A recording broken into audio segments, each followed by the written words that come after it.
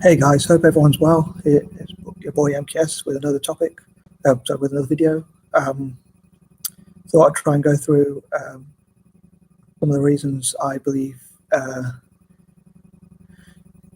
it would be, it's right, if you like, if you want a better term.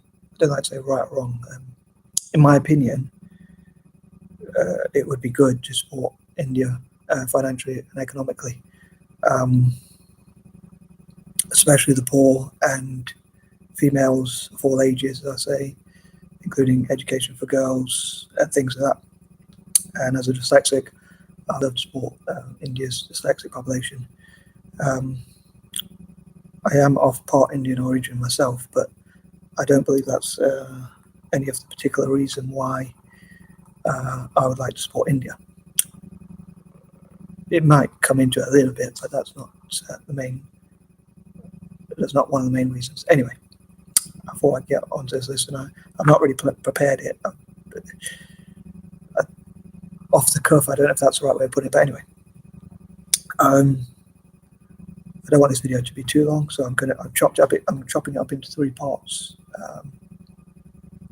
If for any reason I have to end the live stream, I'll write the rest of the list ASAP. But anyway, I'll start with number 1. I suppose people like Shashi Tharoor, I hope I pronounced his name right, and Carolina Goswami, and people like that, and their videos about India, and how India was colonized and things like that. Are part of what inspires me to wish to support India financially. As I've talked about before, I think it's quite just to support India because of what happened to them. Secondly, I think this problem when I think of my 30-point list. Like sometimes I like to put them in patterns and things like that. But anyway, yeah. So the second point is things I've learned about the colonization of India and how Britain benefited from the East India Company subjugation of people from India, which is kind of hypocritical as well, because Britain and other European countries want to limit migration, but they wanted to have as many people as they could to go into parts of Asia. I think the Portuguese were very brutal as well, to be honest, in their conquest of India. So to me, it would be very just to support India generally. Point number 3, I think a lot of freedom that we take for granted, I think, was took from India. A lot of people think colonization doesn't take away your freedom, but they seem to think it was a benevolent thing or whatever. But if you think you're being run by an external force or an external country that's governing your laws, your currency, and things like that, and Britain imposed taxes on both India, like with salt, and America with like tea, and that's why they made the Tea Party, Boston Tea Party. Originally, it was because of the taxes that were imposed on the colonies, and the feeling of loss of freedom, and because of the loss of liberty, I think that it would be good to support India.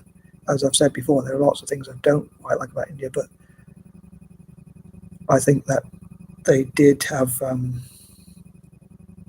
their liberty taken away to make decisions. I think sometimes with culture, like in Indian communities, luckily my mum's not that traditional, but well, perhaps she's given up on me anyway, but like there's a lot of pressure on people to marry or things like that. So I think it's not always as free, but if it wasn't colonized, it doesn't mean that it would be free. Like, say, for instance, you have to respect your elders more just because they're older than you. I don't know what that is, but I mean, I know that happens all over the world. But anyway, so there are things I dislike about India, but I do think that it is just to support them because it of the liberty that they lost. So from a libertarian point of view, I think there are good reasons to support India. I think it's also like a free market economy, so in many ways, as far as I'm aware. So although when it got independence, it closed off from the rest of the world for whatever reason. I think because of the way they were treated, but it is a country where they say you just got to try your best. But in some ways, I think it's a kind of free country in a way, if that makes sense. But yeah, I think they have lost their liberty. That's why I like sport, basically. 4, I think you can look at, if you support India, I think you can take on a lot of the violence that goes on in the world or things like that, and try to encourage India, maybe in return for supporting them, try and also encourage India to be as peaceful as it can be. Of course, if other countries attack India, then I think they have the right to defend themselves, but maybe make an agreement if you can, where, I know those can easily be broken, but try and encourage Indians to be peaceful, and things like that. 5, I think something to work towards, but if I had lots of money today, and I wanted to be a philanthropist, which I do, I want to give my money away. I'd rather support India than other countries, because it was the richest country as far as I'm aware in the world, and its wealth was taken away. So to me, it's just justice to try and reparate those who were robbed, as I would see it, in my opinion. So anyway, that's my view. As I say, as all these points are my personal opinion, but they're shared by many people, and obviously many other people disagree. But I can only share my own opinions and possibly quote other people's. But anyway, sorry for waffling. But 6, I think Indians are quite hardworking, industrious, they're entrepreneurial. Very rare do they like to skive off work or not work hard. I'm not hardworking myself, but I think I can appreciate the like, I'm only half Indian, so I think Anglo-Indians are not as hardworking as I like to try and work smart. But yeah, I think Indians are very hardworking and driven people, and I think that if they earn wealth, I don't think it should be taken away from them when they've worked hard to get that wealth. And I think that's happened to Indian people around the world, in my opinion. On at least a few occasions, like with Uganda, and I think one of the Arab countries kicked out a lot of Asians. So yeah, I think that because of their hard work, and I think they should be rewarded for their hard work. Like, if someone works harder than me, or is smarter than me, or does better than me, fair and square, then I don't think I should be like, that's not fair that they have more money than me, because it really is fair, because they've worked harder or they are smarter, or for whatever reason they have more money than me, but they've not made it illegally or through violence or, as I say, through illegal activity. If that's the case, then I think they should be entitled to have that money. I don't think it should be taken away from them. 7, I think even though India is a Hindu country, and people probably even say that India treated Christians bad, I think that if you look at the biblical teaching, it says, thou must not kill or steal, things like that. Thou must not steal, kill, trespass, murder, or things like that. And to me, colonialism always, or empire, whatever you call it, to me means the same thing, which is always to do those things when you invade other countries.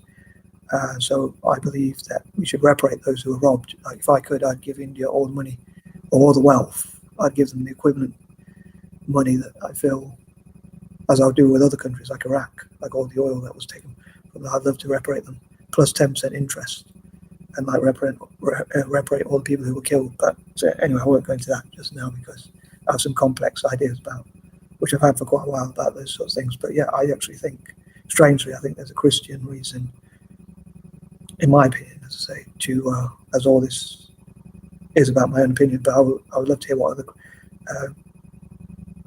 possibly more strict Christians. I have lots of dilemmas about Christianity. I kind of agree with some of it, but perhaps not all of it. Anyway, so I don't want to waffle too much about that, but I want to focus on why I wish to support India. 8, let's say, sorry, 7, I'd love to see what other Christians think or whatever. 8, I think because of the hate that was leveled at India, and also how they were divided, and also I think it would annoy white supremacists on the far right if you supported India. So I think that's a good enough reason as well.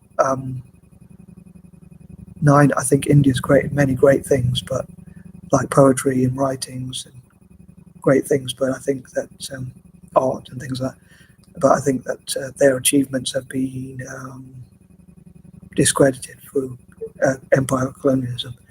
And that kind of thing. 10, I think, as I say, it's a good challenge, perhaps to support India and help to reparate them and support young people, especially girls, to get education, support the 10% poorest people in India and homeless people and things like that. So anyway, that's part 1 of reasons to support India. Hope you like the video. Please feel free to agree or disagree as you see fit. Hope you'll all be polite in the comments, but I really hope I get some comments and feedback and some good debate going.